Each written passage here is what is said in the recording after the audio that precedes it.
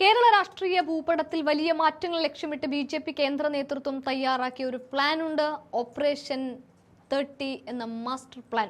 അത് ചർച്ചയായി മാറുകയാണ്. കേരളത്തിലെ 140 മണ്ഡലങ്ങളിൽ 30 എണ്ണം തിരഞ്ഞുപിടിച്ച് അവിടെ സർവ്വസന്നാഹങ്ങളുമായി പോരാടാനാണ് ഡൽഹിയിലെ തീരുമാനം. എന്നാൽ പുറമേ കാണുന്ന ഈ ആത്മവിശ്വാസത്തിനപ്പുറം ഏതാണ് ആ ആത്മവിശ്വാസം? തെരഞ്ഞെടുപ്പിൽ തലസ്ഥാന നഗരി ഒന്ന് പിടിച്ചു എന്നുള്ള ആത്മവിശ്വാസത്തിനപ്പുറം കേരളത്തിന്റെ രാഷ്ട്രീയ മണ്ണിൽ ബി.ജെ.പി നേരിടാൻ പോകുന്നത് വമ്പൻ തിരിച്ചടികളാണോ എന്നതാണ് ചോദ്യം. അതോ ബി.ജെ.പിക്ക് തന്നെ ഈ പ്ലാൻ ഒരെട്ടിന്റെ പണിയായി മാറുമോ എന്നതും രാഷ്ട്രീയ കേരളവും രാഷ്ട്രീയ നിരീക്ഷകരും സകലമാന ആളുകളും ഉറ്റുനോക്കുന്നതാണ്. കഴിഞ്ഞ ലോക്സഭാ തെരഞ്ഞെടുപ്പിലെ കണക്കുകൾ നിരത്തിയാണ് ബി.ജെ.പി നീക്കം നടത്തുന്നത്. തൃശൂരും തിരുവനന്തപുരവും പാലക്കാടും അടക്കമുള്ള 30 മണ്ഡലങ്ങളിൽ തങ്ങൾക്ക് 30% വോട്ട് കിട്ടി എന്നത് ശരിയാണ്. പക്ഷേ ലോക്സഭാ തെരഞ്ഞെടുപ്പിലെ വോട്ടിംഗ് ശൈലിയും നിയമസഭാ തെരഞ്ഞെടുപ്പിലെ രീതിയും തമ്മിൽ ആകാശവും ഭൂമിയും തമ്മിലുള്ള വ്യത്യാസമുണ്ട് എന്നതാണ് വസ്തുത. അതിന് ഒരു ഉദാഹരണം കൂടിയുണ്ട്. തദ്ദേശ തെരഞ്ഞെടുപ്പിൽ തൃശ്ശൂർ ഞാനിങ് എടുത്തു എന്ന് പറഞ്ഞ് വലിയ പുകലുണ്ടാക്കിയ സുരേഷ് ഗോപിയുടെ ആ തൃശ്ശൂർ കോൺഗ്രസിലേക്ക് പോയി എന്നുള്ളതാണ്. ഇനി പാലക്കാടും കഴിഞ്ഞ തവണത്തതുപോലെ വലിയ വിജയമൊന്നും ഉണ്ടാക്കാൻ സാധിച്ചിട്ടില്ല. പേരിന് അവർക്ക് തിരുവനന്തപുരം കിട്ടിയ ഒന്നതൊഴിച്ചാൽ തദ്ദേശ തെരഞ്ഞെടുപ്പിലെ അവരുടെ പ്രകടനം, ബി.ജെ.പിയുടെ പ്രകടനം അത്ര മെച്ചപ്പെട്ടതല്ല എന്ന് തന്നെ പറയാം.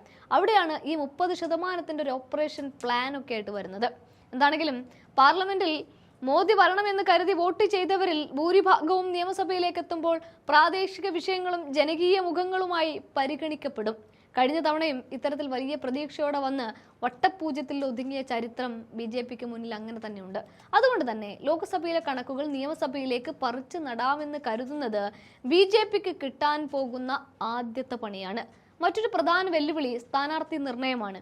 ഡൽഹിയിൽ നിന്ന് ക്ലീൻ ഇമേജ് ഉള്ള സ്ഥാനാർത്ഥികളെ ഇറക്കുമെന്നാണ് നേതൃത്വം പറയുന്നത്. എന്നാൽ വർഷങ്ങളായി മണ്ഡലങ്ങളിൽ കഷ്ടപ്പെടുന്ന പ്രാദേശിക നേതാക്കളെ മറികടന്ന് പാരച്യൂട്ട് സ്ഥാനാർത്ഥികളെ ഇറക്കുന്നത് താഴെത്തട്ടിലെ പ്രവർത്തകർക്കിടയിൽ വലിയ പ്രതിഷേധത്തിന് കാരണമാകും.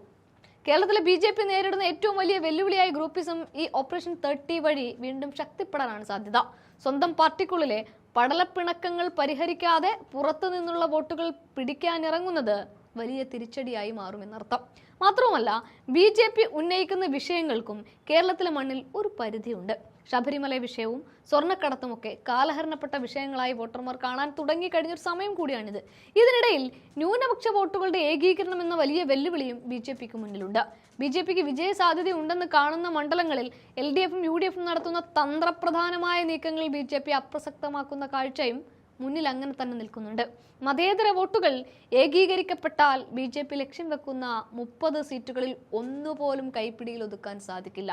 ചുരുക്കത്തിൽ കണക്കുകൾ നോക്കിയാൽ ഡൽഹിയിലിരുന്ന് തീരുമാനങ്ങൾ എടുക്കുമ്പോൾ കേരളത്തിലെ സവിശേഷമായ രാഷ്ട്രീയ സാഹചര്യം ബി.ജെ.പി കേന്ദ്ര നേതൃത്വം വിസ്മരിക്കുകയാണോ എന്നും സംശയിക്കേണ്ടി വരുന്നു. മോദി പ്രഭാവം മാത്രം കൊണ്ട് വോട്ട് പിടിക്കാമെന്ന മോഹം കേരളത്തിൽ പലപ്പോഴും പരാജയപ്പെട്ടിട്ടുണ്ട്. ലോക്സഭയിൽ കിട്ടിയ ആ മുന്നേറ്റം നിയമസഭയിൽ ആവർത്തിക്കാൻ ബി.ജെ.പിക്ക് സാധിക്കില്ല എന്ന് മാത്രമല്ല, അമിത ആത്മവിശ്വാസത്തിൽ ഇറങ്ങിത്തിരിച്ചാൽ അത് ബി.ജെ.പിക്ക് വൻ തകർച്ചയും വോട്ട് ചോർച്ചയ്ക്കും കാരണമാകും.